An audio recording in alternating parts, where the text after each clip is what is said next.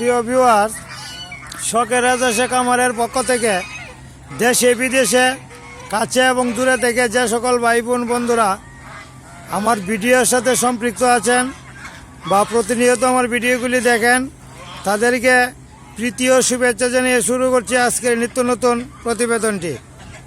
আশা করি সকলেই ভালো আছেন, সুস্থ আছেন। ভালো থাকার জন্য এবং সুস্থ থাকার জন্য আমি সর্বদাই কামনা করে থাকি। আজকের আলোচ্য বিষয়, সবুজ ঘাস খাওয়াইতে গেলে কিভাবে খাওয়াতে হয় এবং কোথায় রাখতে হয় এবং কিভাবে খায়, এই চিত্রগুলো দেখানোর জন্যই আজকে ভিডিওটুকু করতেছি। যাই হোক প্রিয় ভিউয়ার্স, দানাদার খাদ্য আমি সকালে দিয়েছিলাম, দেওয়ার পরেই ডিম কয়েকটা হাঁসের ডিম এখন বর্তমানে পারতেছে শেষ পর্যায়ে। এই ডিম পাড়ার পর নিয়ে আসলাম নদীতে। এখন এই যে সবুজ ঘাস খাইতেছে, এই যে সবুজ ঘাসের চিত্র দেখানোর জন্যই আজকের এই ভিডিওটি করতেছি। সবুজ ঘাস খাবে 1:30 পর্যন্ত, 1:30টার পরেই নিয়ে যাব খেতে দানাদার খাদ্যের জন্য, অর্থাৎ দানাদার খাদ্য খাওয়াবো। দানাদার খাদ্য খাওয়ানোর পরেই হাঁসগুলিকে খামারে তুলে নিব।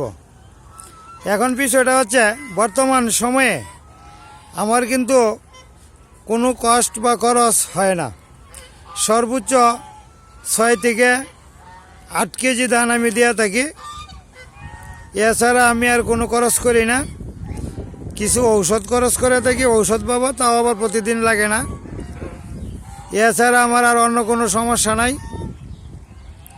সবুজ ঘাস এবং মাটির যে ধান আছে, ওই ধান দিয়েই আমার খামার এখন বর্তমানে চলছে।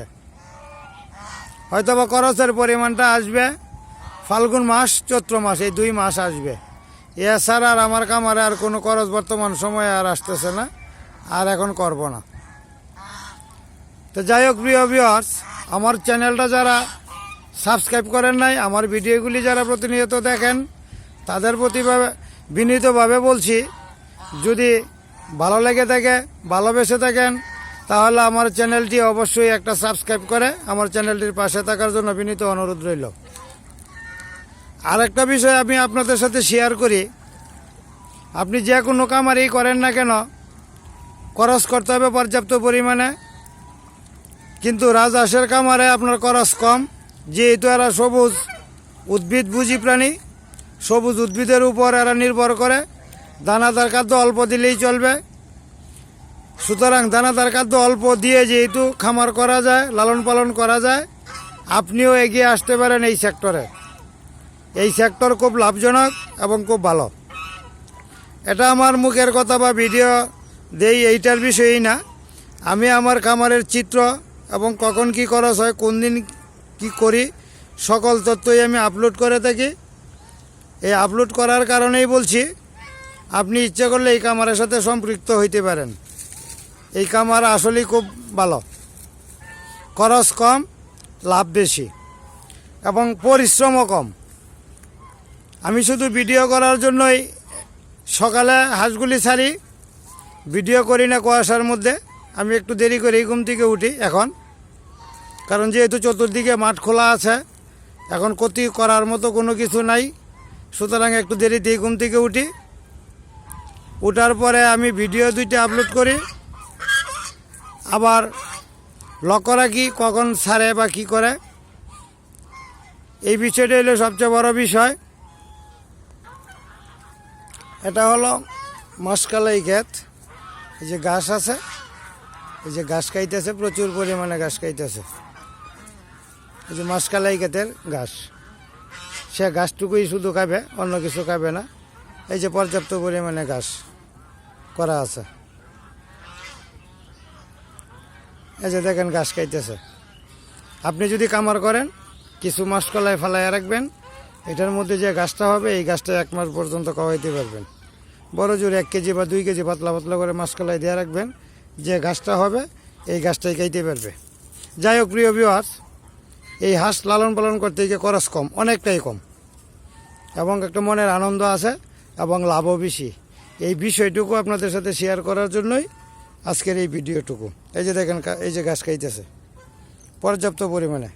আধা ঘন্টা ঘাস খাওয়ার পরে আর ওরা কিছুই খাবে না, চলে যাবে দানাদার খাদ্য খাওয়ার জন্য। মাঠে চলে যাবে, দানাদার খাদ্য খাবে, খাওয়ার পরে আবার কামারে তুলে দিব। কচুরি বানা খুব কম পরিমাণে এখন দেই, পাওয়াও যায় কম এবং দেই কম। আর আপনি যদি কামার করেন, আপনি বড় জোর 5 কেজি মাসকালাই একটু পতির জায়গা থাকলে, নদীর পাড়ে চর থাকলে বা রাস্তার পাশে কোথাও ফেলে দিবেন। দেওয়ার পরে যে গাছটা হবে এই গাছটাকেই চলতে পারবে, আপনার কষ্ট বা খরচ কম চলে আসবে।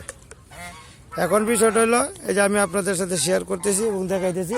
আর বাকি হাঁসগুলো আছে ওই দিকে, ওই যে বাকি হাঁসগুলো অনেক দূর থেকে আমি দেখাইতে পারতেছি না, আর আপনারা দেখে নেবেন। এই যে বাকি হাঁসগুলো আছে ওই দিকে, এই যে ঘাস খাইতেছে।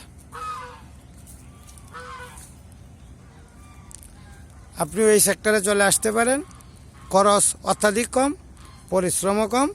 একবার কয়েকটা হাঁস দিয়ে যাত্রা শুরু করে দেখেন আমার কথার সাথে আপনার মিল আছে কিনা। যদি মিল পান আপনি অবশ্যই স্বাবলম্বী হবেন। এই যে একটা গ্রুপ আছে ওইদিকে, এই যে, আর বাকিগুলি আসতেছে আস্তে আস্তে। আর একটা গ্রুপ আছে এই যে এইদিকে। এই দুইটা গ্রুপই এক হবে। এইদিকে আছে প্রায় 5 থেকে 6 কাঠা জমির মতো আছে ওই আপনার মাসকালাই ফালানো। এই মাসকালাই যে গাছগুলি আছে এই গাছগুলি খাবে। আর পরবর্তী সময়ে আরও 2টা ক্ষেত আছে, ওই 2টা ক্ষেত পরে আপনাদেরকে দেখাবো। আর দেখাইলে আপনারা অবশ্যই দেখতে পারবেন এবং বুঝতে পারবেন। এই যে খাইতেছে প্রচুর পরিমাণ, আধা ঘন্টা এখানে খাবে, খাওয়ার পরই চলে আসবে।